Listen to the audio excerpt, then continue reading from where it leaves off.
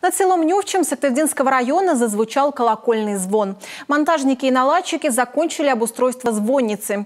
Теперь сердце местного прихода забилось по-настоящему. Новый храм здесь возводят с 2015 года. Уроженцы села создали свою строительную бригаду. Профессионалов здесь нет, помогает Господь, говорят прихожане. Виктория Палкина первая услышала благовест. Церковь, она не в бревнах, она в ребрах. 85 килограммов благородной бронзы. Самый большой колокол поднимают на звонницу последним. Всего их 7. Отлиты в Ярославской области. В Коми их привезли еще в марте. Ждали мастеров. Монтажник из Санкт-Петербурга, наладчик из Казани. К приезду специалистов звонница была готова. Потрудились прихожане. Колоколов немного, колокольня достаточно большая. Но в данном случае вот это решение самое оптимальное.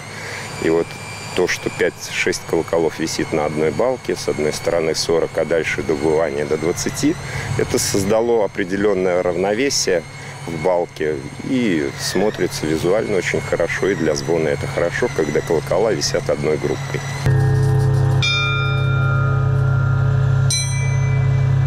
Ювелирная работа, где нет места спешке и суете, проверить звучание каждого колокола, настроить программу, автоматическая система будет выдавать больше 100 мелодий.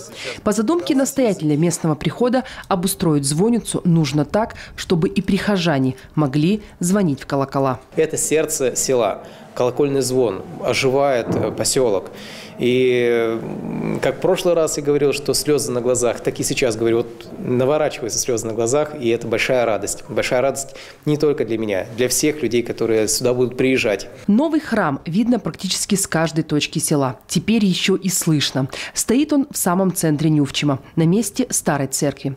Сруб здесь появился в 2017-м. Потом были работы по внутреннему устройству храма. В пандемию темпы строительства стали скромнее. Начиная с 19 года, скажем так, и по 21, у нас темпы уже такие, не очень приличные. Но вот только можно сказать, что 20-21 год это нам удалось сделать большой рывок, когда мы поставили вот эти пирамиды храмовые и на них воздвигли купола с крестами. Это самая сложная работа, самая тяжелая и, пожалуй, самая такая затратная. Впрочем, работы у местного прихода еще много. Церковь нужно обшить. В бревенчатом срубе уже образуются большие щели. На покупку профнастила нужно около 2 миллионов рублей. Прихожане верят, что смогут собрать